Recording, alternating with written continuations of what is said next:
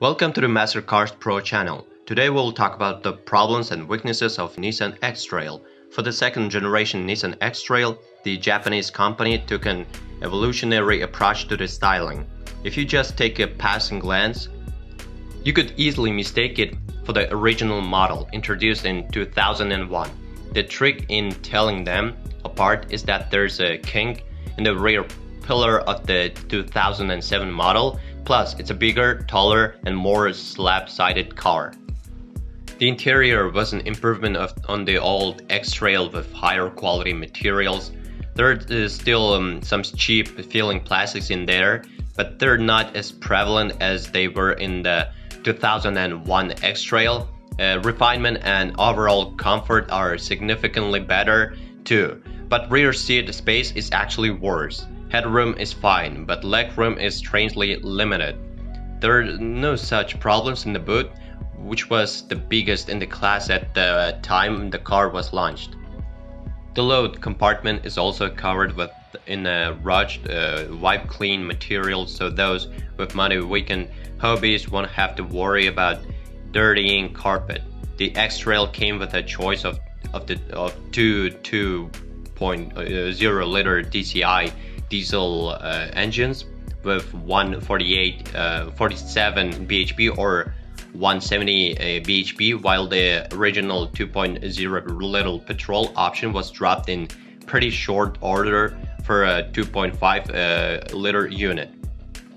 Most X-Trails came with a usable all-mode 4-wheel drive system. 2-wheel drive was available as well, and it's a good car to drive with chassis balance and steering response that were genuinely impressive for an SUV in 2007. The X-Trail is not as cheap car to run, in spite of its being fractionally lighter than the previous model. The basic 2.0 liter 147 bhp diesel engine has very high emissions, 190 grams per kilometer, and quite poor fuel economy of just 39 mpg in official tests.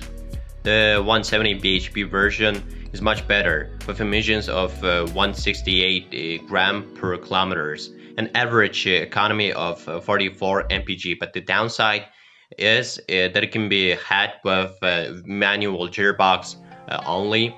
For those wanting an automatic box, it actually improves the 147 bhp engine's performance slightly, shaves 2 grams per kilometer from the CO2 emissions figure, and adds 1 mpg to the fuel economy. Unless you're a total diesel phobie, it's not worth going for the 2.5 petrol and fuel economy of 29 mpg and to 30 grams per kilometer emissions, meaning it's just too expensive to run. The two-wheel drive versions seem to suffer from exaggerated from tire wear, so have a close look at the front treads and make sure that there's plenty left on them. Budget to replace them more often than you might on a regular car. The diesel engines came as standard with an exhaust particulate filter, and this can clog up if the car has only been driven for short in-town mileages. A long drive on the motorway can sometimes generate enough heat to clear it out, but if it needs replacing, it'll be expensive. The second generation Nissan X-Trail was far more reliable than the original model, and it doesn't seem to suffer from the turbocharger and intercooler issues associated with the old 2.2 liter DCI diesel engine. The 2.0 DCI does seem to occasionally develop engine management issues, however, which can cause the car to cut out unexpectedly or even simply not start in the first place.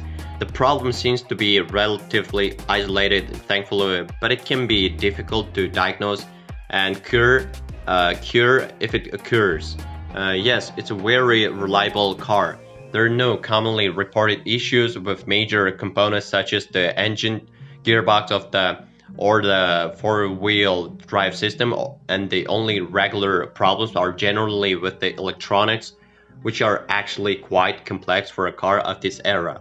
You'll need to keep an eye out for leaking oil, coolers, and fragile fuel pumps. But this shouldn't be an issue on cars that come with a full service history.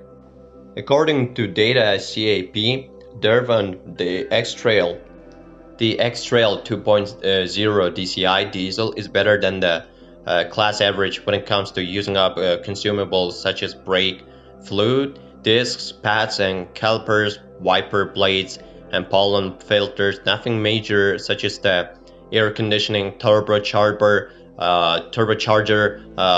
wheel bearings, or suspension should need work if the car has fewer than 100,000 miles on the clock.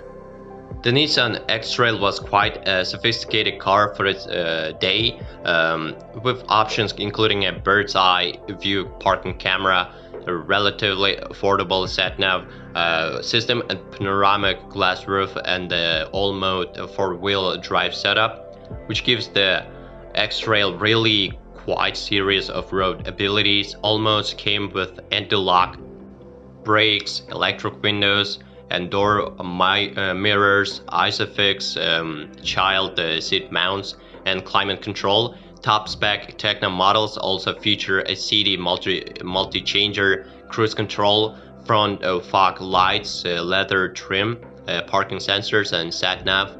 There's not a huge difference in performance between the two diesel options, but while the 147 BHP version would generally be cheaper to buy, and it's the only variant available with an automatic gearbox, and the 170 BHP X-Trail is the one to go for. Not only is it more powerful, but because the X-Trail has a hefty body to haul around, it's actually more frugal in real terms. The third generation Honda CR-V, launched in the same year as this version of the X-Trail, is a very close competitor. It has a slightly smaller boot, but hits back with roomier rear seats and a classier interior. The Honda's 2.2-liter IDTEC diesel engine is a little worse off for emissions, but the CR-V is a good quality car that is comfortable and enjoyable to drive. Land Rover 2nd generation Freelander went on sale the year before the X-Trail and remains a class to act to this day. Handsome, very capable both on road and off, and with far better reliability than the original Freelander. It's a serious rival for the X-Trail.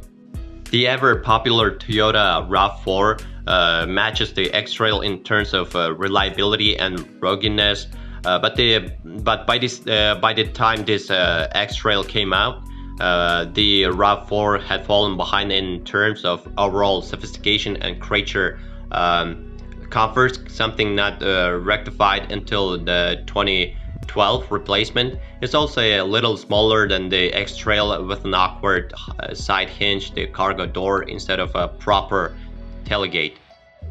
Well, if you are the owner of this car, then please describe the problems that you had to face during the operation of the car. Perhaps it is your feedback that'll help viewers when choosing a car. That's it for today. Thanks everyone for attention. It isn't much work for you to subscribe to the channel. See you soon.